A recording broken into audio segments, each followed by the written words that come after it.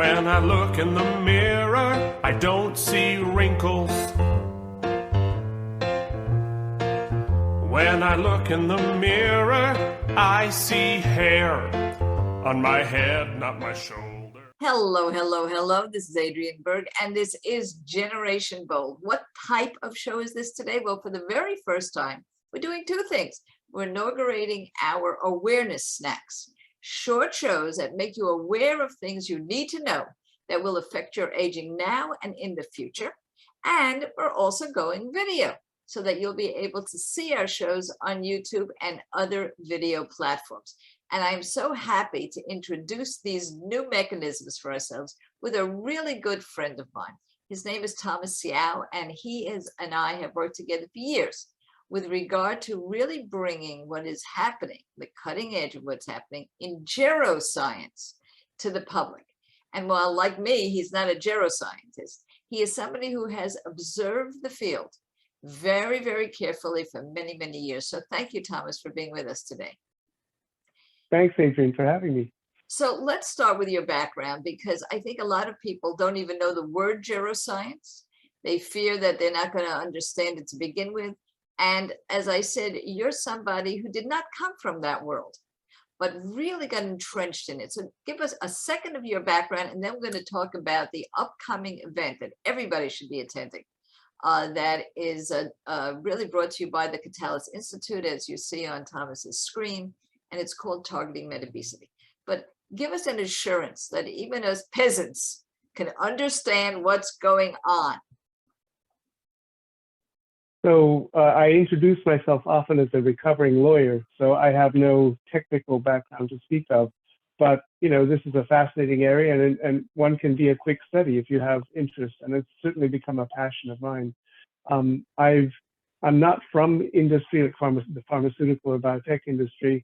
I'm sort of on the operating side of startups, emerging companies, right? And this is a fabulously interesting topic, so I'm very enthusiastic to talk to you about it. Now, geroscience, I think, I'll tell you the truth, every time I put geroscience into one of my articles, it gets corrected by my correction to neuroscience. That means that geroscience is really under the radar. Explain what geroscience is. It's quite simple. It's the study of the biology of aging. That's it. And it's a branch of science. Neuroscience is a study of neurological processes in the body, in the mind, in the brain. Geroscience is the study of the biology of aging. And there's tremendous advantages in understanding how we age personally, because when we do understand that, we can do something about it. We all feel that aging is out of our control, and aging is out of our control, but the way we age while we're going through that process is very much in our control. Now, let's talk a little bit about what people will learn about their own aging in the upcoming event. Now, we're having an October event. It's called Targeting Meta-Obesity. It's online, and explain a little bit about first how people can register and what they will encounter when they attend. Sure. Well, your listeners are invited to look at www.metaobesity2020.org. Meta-obesity is a sort of a made-up word, so hopefully you can flash that. People can find that, but you can register for it. It's starting on October 10th, Columbus Day this year, 2022, and goes for 4 days. 3 days of a main conference, and the fourth day is an emerging company showcase where you see some of the bigger and a select offering of the smaller companies that are engaged in the longevity space or the industry. And what would they learn? The mission of our Catalyst Institute and the Meta-Obesity Conference is to accelerate the translation of emerging science into public health in order to preempt prevent or delay chronic diseases and to extend healthy longevity. So that's a mouthful and some buzzwords, but basically, if you think of it as, we have spent medicine has been trying to treat diseases in the past, and that's been great for acute diseases, infections, and so forth.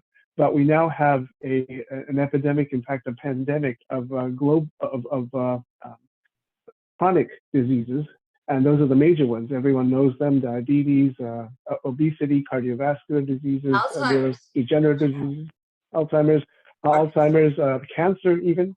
And so those are the big problems. And if we can find a way not just to reactively treat them, but to proactively prevent or delay them, that would be a huge boon. It's actually one of the great challenges of healthcare for this century. And it's the challenge of the whole world. Those of you who know me know that I'm on the United Nations Committee on Aging, and they have named the next decade the decade of healthy aging. But what does that really mean? Again, countrywide, it doesn't matter where you're living, everybody's concerned about Alzheimer's, everybody's a caregiver, and many, many baby boomers are taking over the last part of their lives to actually spend their time with ailing parents. They never expected to spend their retirement that way, but they are. And so the Catalyst Institute itself is devoted to this delay and prevention of these chronic diseases. Now, getting back to the conference, the word metabesity, you said, is a made-up word, but we really want people to use that word, targeting metabesity. What does metabesity mean?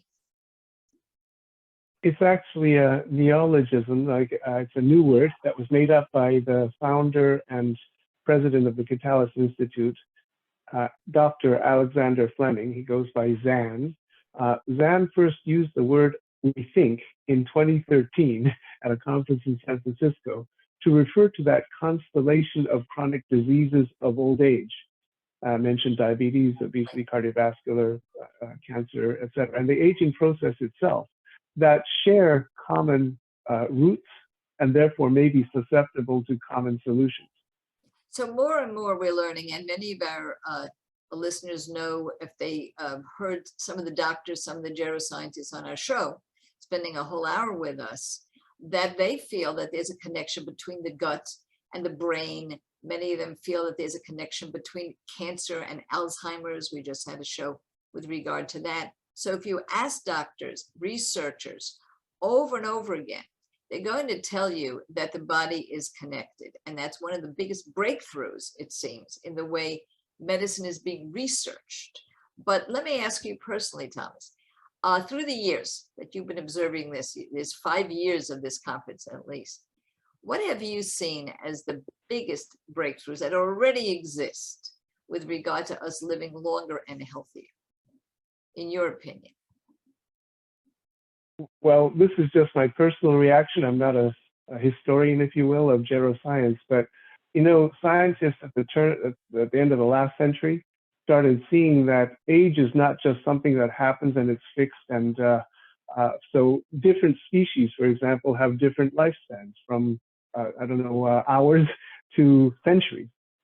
That's odd. You want to understand why biology has such a broad range.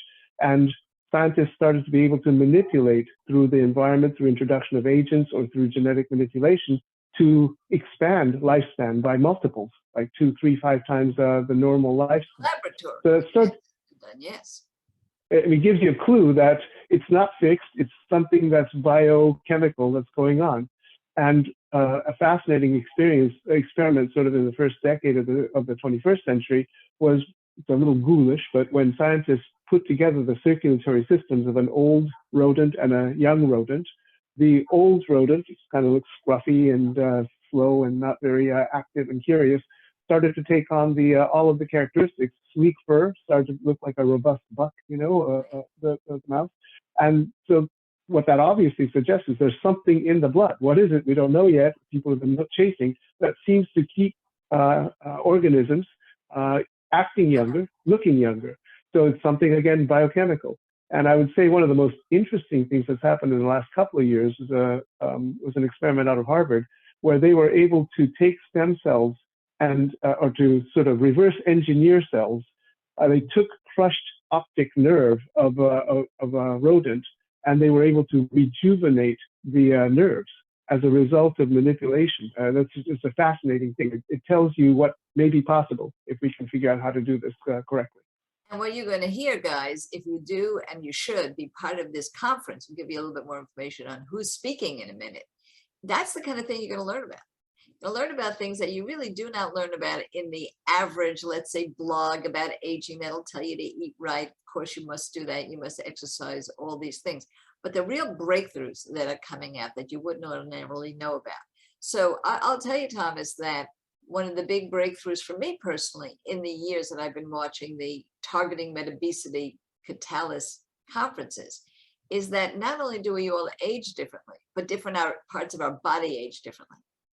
So I've been interested in the emerging companies and have used what is really now called biomarkers, where you could see how you're aging, where you personally can, all the way down from a scale that tells you your BMI to other kinds of ways of monitoring your own self, and then you can do something about it. So this ability for the average person to know more about their own aging has been a breakthrough. It may be a tech breakthrough, but it's a great breakthrough. So tell us a little bit about the speakers that you're planning.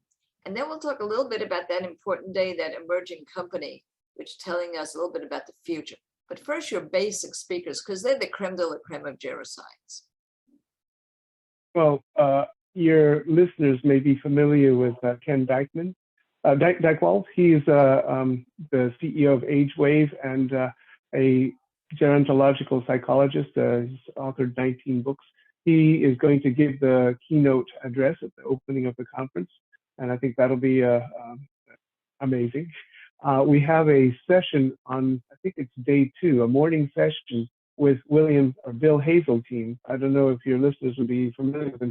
He's founded like 8 biotech companies, including Human Genome Sciences, which was very important, played an important role in the unlocking of the human genome. He has assembled a stellar cast of panelists. It includes the former Prime Minister of New Zealand, the Dean of the Harvard Medical School, a former FDA Commissioner, etc. And he's going to talk about COVID. Everyone is interested in it. It's not necessarily specifically on the topic of healthy longevity, other than you don't want to die early from COVID. But here we are in the 3rd year of the pandemic. What have we learned? We learned a lot.